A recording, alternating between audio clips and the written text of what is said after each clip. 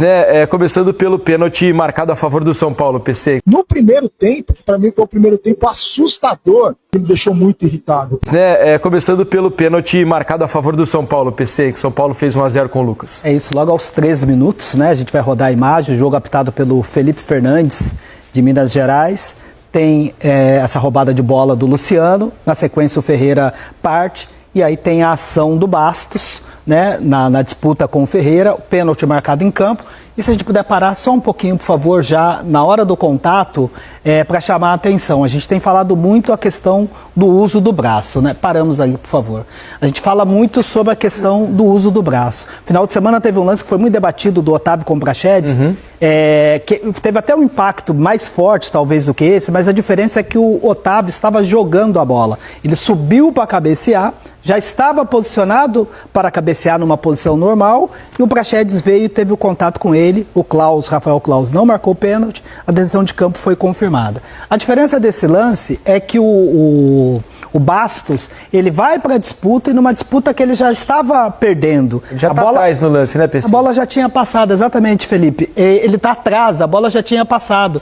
E essa ação dele é no rosto do Ferreira. Olha só como ele está atrasado na disputa, né? E aí chega usando o braço, ele está levando o braço até o Ferreira. Se ele está de posse, se ele tivesse com a posse da bola dominado, o Ferreira estivesse chegando para apertar e ele fizesse uma movimentação protegendo, né, de proteção com a posse da bola, seria diferente. Mas nesse caso, ó, repare que ele já perdeu a disputa, a bola já foi embora. E acertou o rosto ainda, E acertou, né, o rosto. É uma ação para tentar impedir o avanço do adversário com o braço, olha só, no rosto do Ferreira, portanto, pênalti bem marcado. Sempre deve avaliar caso a caso os lances de braço, a gente não pode generalizar. Sim. Claro que às vezes tem uma diferença ou outra de critério em alguns lances no campeonato, mas essa marcação foi mantida a decisão de campo, né? Foi mantida a decisão de campo. Pode ter ouvido algo, não sei, mas ele manteve. Sim, pênalti, né? Tem alguma discordância? Sim, você vê, eu tinha falado com o Felipe, de repente, que não, às vezes pelo braço, mas você vê que ele além do braço que toca, que ele, às vezes não é nem por ele passar em cima, mas ele encaixota, né? Dá uma encaixada. Realmente vendo essa câmera de trás. É o que tem acontecido, Alex e amigos, é que muitas vezes o jogador está tendo essa ação, às vezes protegendo a bola no peito do adversário, às vezes mais embaixo, e os atacantes estão caindo, simulando com a mão no rosto, forçando uma falta, quando o contato às vezes é proteção. Mas esse não. Não daria para dar um amarelo nessas simulações, né, para começar a parar, porque, né? Deveria. Né, cara? Deveria. Mas vamos mostrar aqui, nós vamos fazer um quadro aqui, aliás, vou prometer para eles que nós vamos fazer um quadro aqui, que nós vamos começar a mostrar as papagaiadas dos jogadores em campo. Nós vamos mostrar aqui. Mural da vergonha. Vai ter o mural da vergonha aqui e os jogadores serão os astros. Vamos mostrar agora o pênalti pro Botafogo, PC? Vamos sim, a jogada pela esquerda, né? A gente vai rodar aqui o lance, olha só, cruzamento na área, tem o cabeceio do Tiquinho Soares, e aí tem essa ação do Wellington, que é uma ação de bloqueio. Ele não está disputando a bola, está um pouco distante. O Felipe Fernandes em campo talvez já poderia ter marcado a infração, né? Repare como ele está, o Wellington está numa ação de bloqueio com o braço levantado, ampliando o espaço do corpo, e aí o VAR, Daniel Bins, que esteve na Copa América, corretamente recomendou a revisão. E o pênalti foi bem marcado por essa ação de bloqueio do Wellington. Acho que bastante claro também. Vamos ao gol do São Paulo, o segundo gol, PC, porque houve uma reclamação dos jogadores do Botafogo, do banco, inclusive do Arthur Jorge, que teria havido um impedimento do Caleri, não no lançamento, né? Porque o passe é limpo e o gol do Ferreira também.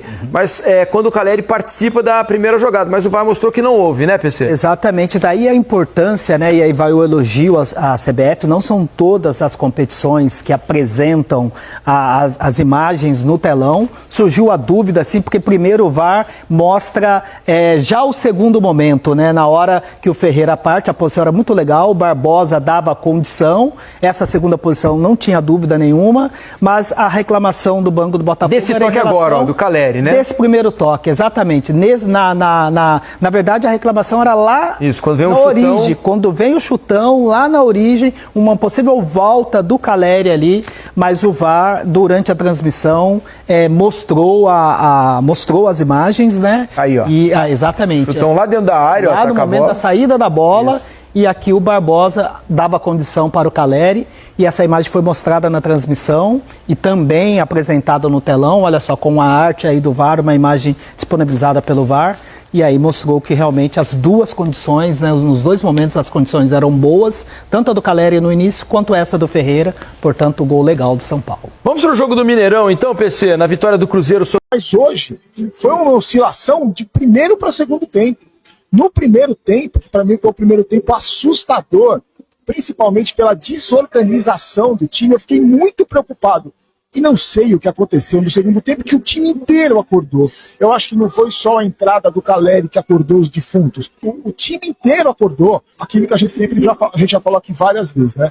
O Luciano no meio é nulo, completamente nulo. No segundo tempo ele perdeu um gol ainda feito, mas no primeiro tempo nulo. E a torcida se irritou bastante com o Luciano aqui no estádio. A gente tinha o Bobadilla completamente perdido na marcação, perdido. Teve um lance aqui no contra-ataque, um 2 contra 1 aqui, que foi assustador de ver. O Luiz Gustavo muito lento, o André Silva perdido lá no meio dos zagueiros, sofrendo como todo atacante sofre no São Paulo, né? E a gente viu o Lucas jogando do lado direito, sendo o principal jogador do São Paulo. O segundo tempo começa, o São Paulo vem sem alterações, o Calleri entra aos 9 minutos. Eu acho que o Calleri, não é que ele tenha feito uma partida brilhante, porque eu acho que o Calleri, pelo peso que ele tem no São Paulo, vestindo a camisa do São Paulo, ele preocupa muito mais os zagueiros do que o André Silva. O São Paulo acordou no jogo, simplesmente acordou no jogo. O divisor de águas do jogo, para mim, do segundo tempo, foi o lance do gol. O Alan Franco dá um chutão de costas, a bola vai para o meio de campo, pinga, encobre o Lucas. De repente ela aparece nos pés dele, ele toca para o Ferreirinha, que quase perde o gol, finalizou mal, o goleiro tocou no goleiro e a bola entrou.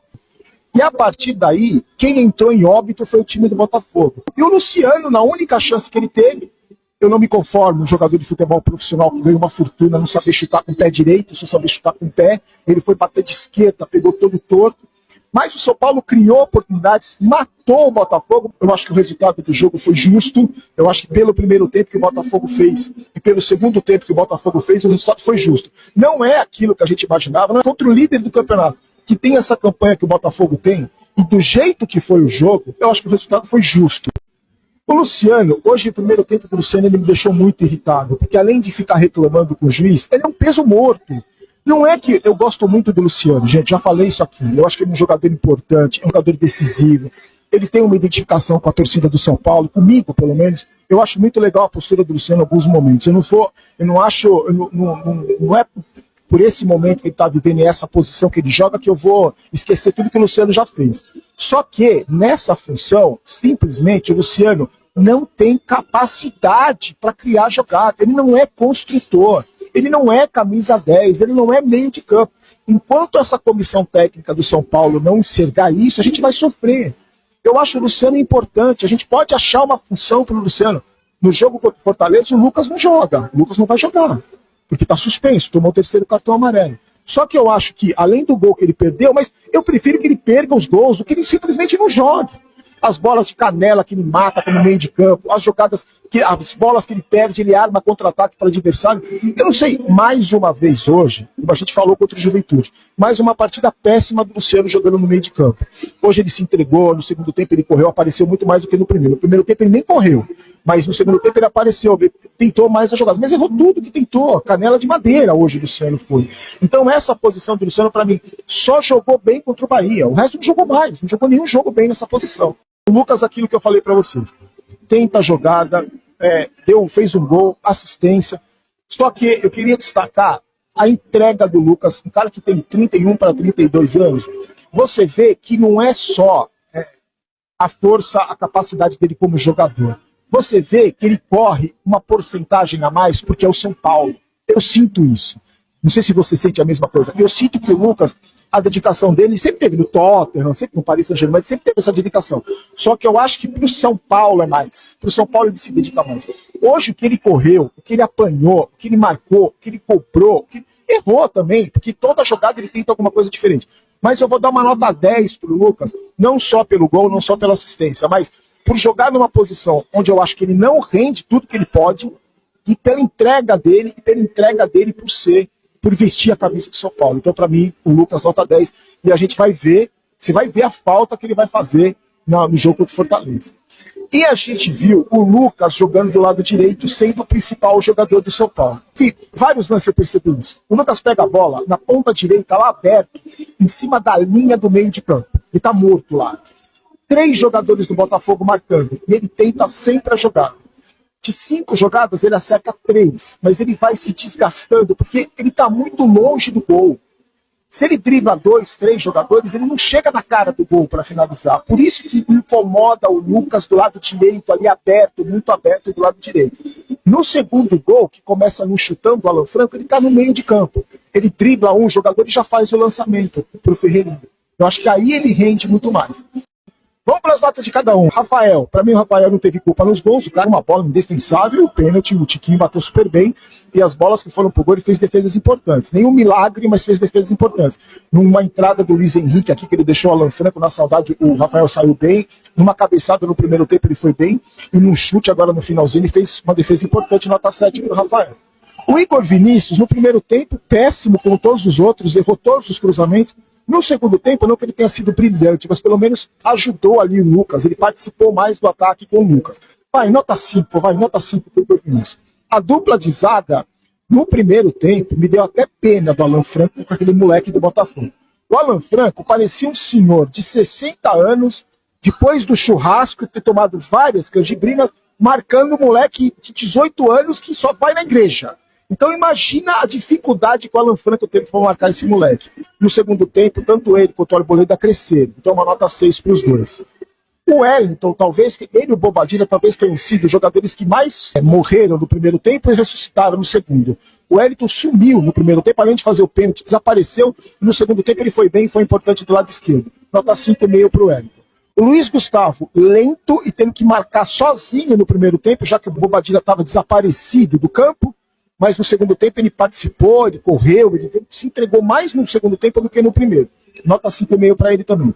O Bobadilla demorou para achar a posição dele no jogo. Só que o risco que a gente correu dele não achar a posição no primeiro tempo, o São Paulo podia ter perdido no primeiro tempo o jogo. O São Paulo no primeiro tempo marcava por Wi-Fi, marcava com o olho, aquela marcação de olho que a gente conhece, não viu a cor da bola.